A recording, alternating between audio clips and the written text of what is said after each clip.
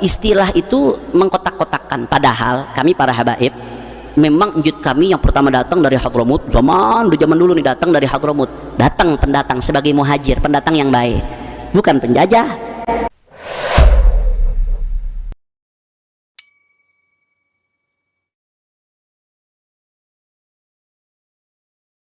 Assalamualaikum warahmatullahi wabarakatuh. Allahumma sholli ala Sayyidina Muhammad wa ala ali Sayyidina Muhammad. Sobat santri di manapun Anda berada ya, barusan ya apa yang disampaikan oleh Habib Hanif ataupun Pak Hanif yang mengatakan walaupun dulu moyangnya memang berasal dari negara Yaman, datang ke Indonesia itu untuk berbuat baik, tetapi sejarah mencatat, kembali lagi sejarah mencatat bagaimana dulu Mufti Batavia Habib Utsman bin Yahya mengeluarkan fatwanya yang kontroversial menurut sejumlah pengamat, mengatakan, bahkan tertulis jelas ya di dalam buku sejarah, bahwa fatwa yang dikeluarkan oleh Habib Utsman bin Yahya yaitu melarang memberontak kepada pemerintahan Belanda saat itu. Karena masa-masa itu Indonesia lagi dikungkung, lagi dijajah oleh Belanda. Jadi fatwa yang mungkin dikeluarkan oleh Habib Utsman bin Yahya ya kita berhusnudon saja. Mungkin biar rakyat Indonesia tidak tertekan, rakyat Indonesia tidak dihajar habis-habisan malahan. Tetapi dengan keluarnya fatwa itu malah mengkerdilkan perjuangan rakyat Indonesia kala itu yang ingin bebas, yang ingin merdeka sepenuhnya dari kolonial Belanda. Dengan munculnya fatwa itu yang sangat kontroversial di Cilegon, Banten ya. Bagaimana para kiai, para masyarakat akhirnya dibantai oleh Belanda. Karena apa ya? Karena fatwa itu tadi. Walaupun ya dalam sejarah tidak tercatat secara autentik ya, tentang pembatalan fatwa itu. Tetapi sejarah mengatakan ya, menulis dengan tinta hitam merah besar, fatwa yang dikeluarkan oleh Mufti Batavia kala itu yaitu Habib Utsman bin Yahya melarang penduduk lokal, melarang warga Indonesia untuk memberontak atau melawan pemerintahan Belanda yaitu waktu itu. Walaupun jelas-jelas ya Belanda ini menjajah, Belanda ingin menguasai Indonesia, tetapi kenapa kita, andaikan kita ya, ibaratkan kita, rumah kita mau diambil orang lain, terus kita tidak boleh melawan. Bagaimana menurut Anda? Pasti ada pro dan kontranya. Mari kita dengarkan apa yang akan disampaikan oleh Habib Anis ya. Kali ini bagaimana? Ini dia videonya, silahkan. Ini pembenturan antara habaib dengan pribumi ini bahaya sekali menurut saya. Bahaya sekali, bahaya. Kenapa saya katakan bahaya? Satu ya, istilah itu mengkotak-kotakkan, padahal kami para habaib memang wujud kami yang pertama datang dari Hadramut, zaman dulu nih datang dari Hadramut, datang pendatang sebagai muhajir, pendatang yang baik, bukan penjajah. Dia datang, ada yang dakwah, ada yang berdagang, berbaur sama masyarakat, datang ada yang jadi aulia, keramat Empang, Habib Ali Habsyi Kuitang, Habib keramat Sapuro Pekalongan, keramat Surabaya, Habib Soleh Tanggul, banyak keramat-keramat aulia. Ada yang datang berdakwah, keramat Tegal datang berdakwah, ada yang datang dagang, ada yang datang hijrah sama keluarganya dan seterusnya, datang baik-baik.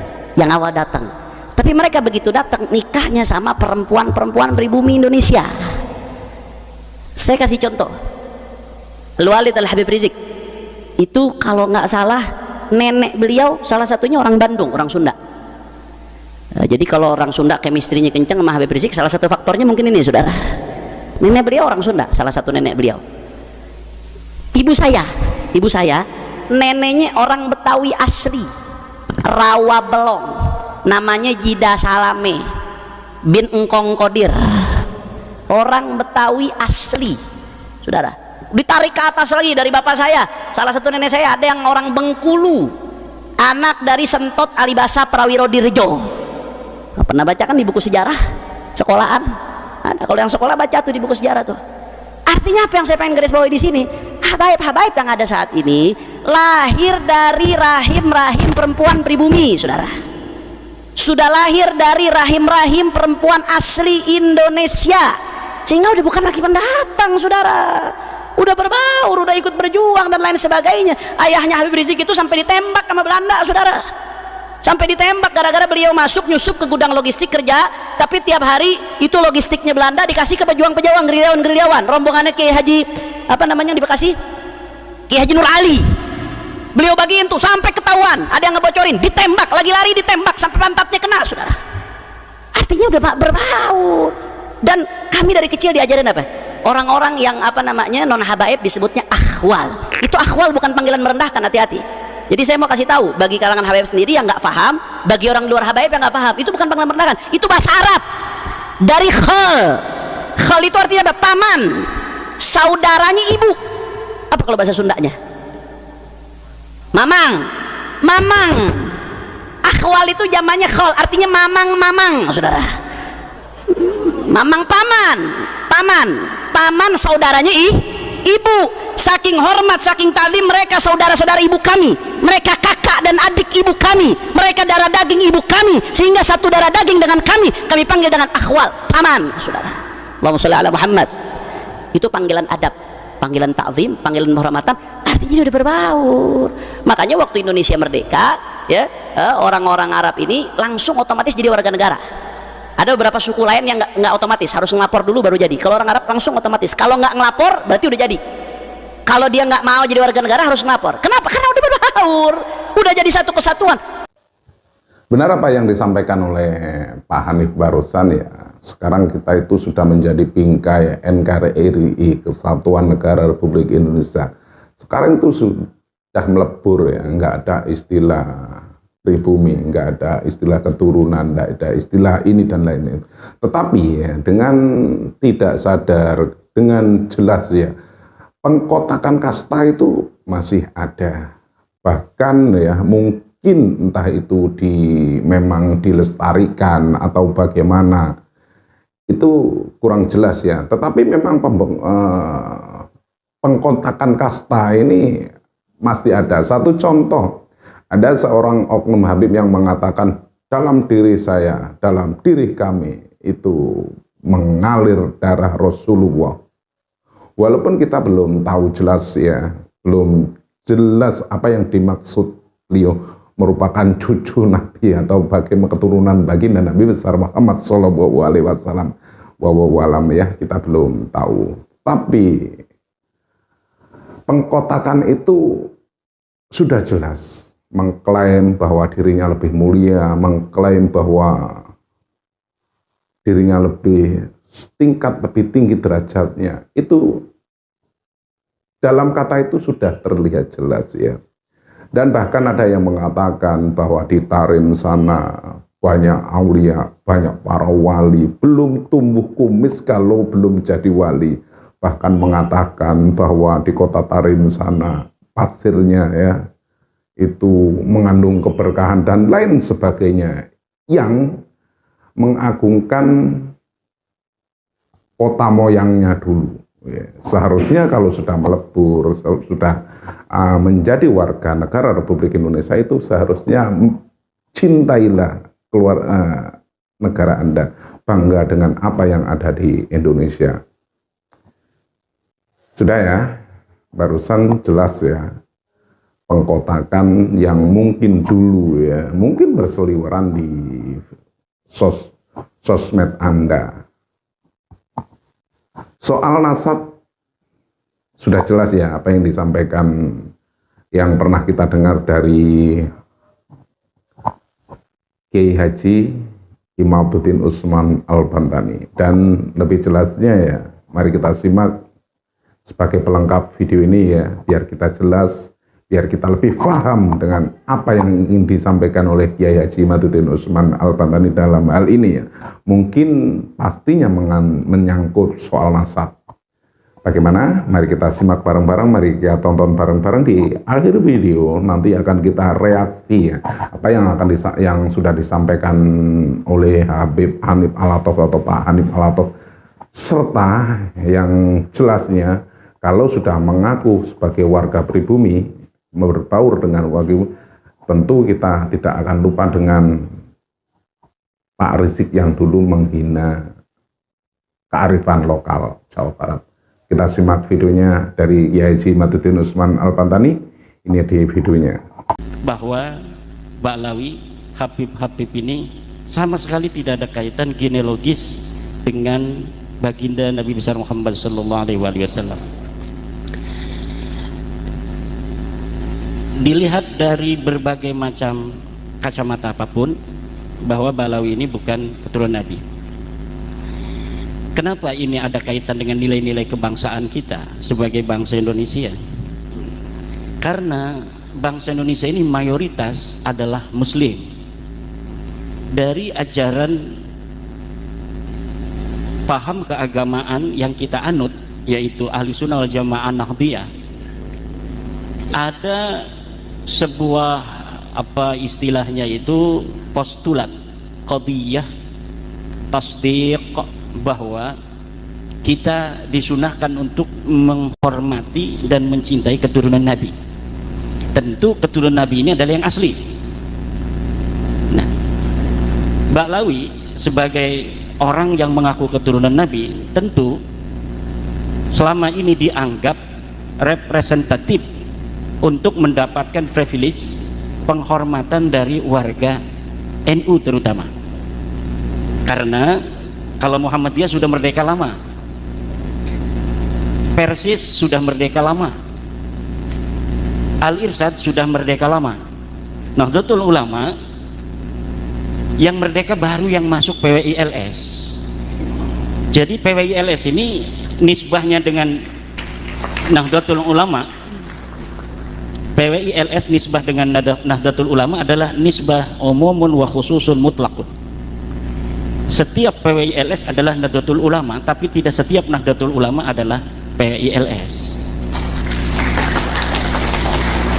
Warga Nahdlatul Ulama yang telah terbebas dari perbudakan spiritual yang Soekarno itu sebenarnya sudah tahun 1939 mengkritisi tradisi mengkultuskan individu hanya berdasarkan genealogi ini, terlepas dari apakah dalam perdebatan paham keagamaan Nahdlatul Ulama itu selaras dengan dalil-dalil yang kuat atau tidak. Terlepas daripada itu, faktanya hari ini sebagian besar kiai kita memiliki postulat kesunahan, bukan kewajiban, karena tidak ada dalil yang mewajibkan. Kepada keturunan Nabi yang asli pun tidak ada sama sekali dalilnya. Kalau kepada ahli bait itu dalilnya neriktik, kalau istilah orang Banten. Banyak sekali dalil kita diwajibkan untuk menghormati ahli bait, yaitu Sayyidatuna Fatimah Zahra, Sayyidina Ali, Hasan, dan Husain. Ini dalilnya banyak sekali. Tetapi untuk keturunannya ini hanya merupakan sebuah kesimpulan ilmiah, tesis daripada pandangan beberapa ulama kita. Tidak ada dalil yang khusus yang mewajibkan umat Islam untuk menghormati dzurriyyah Nabi. Tidak ada.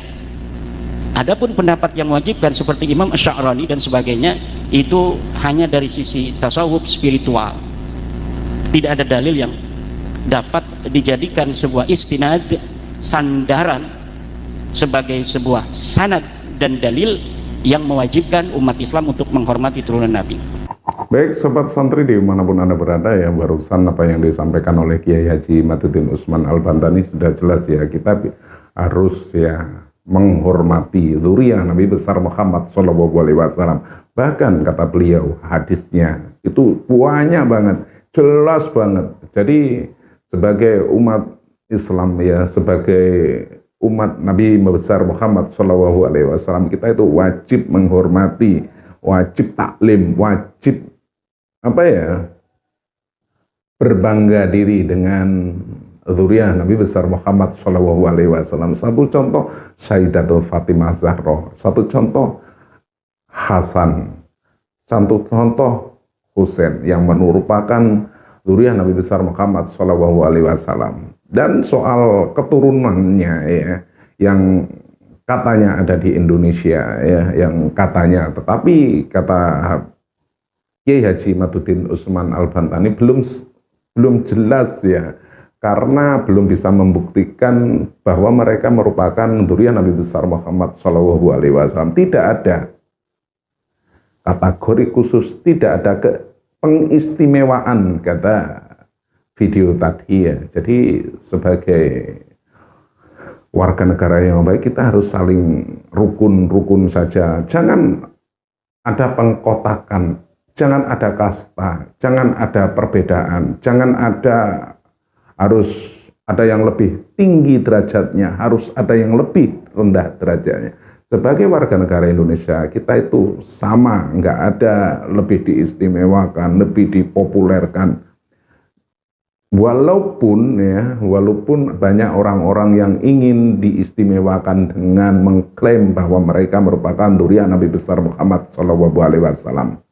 Memang kita hidup di Indonesia yang kontemporer, yang majmuk ya.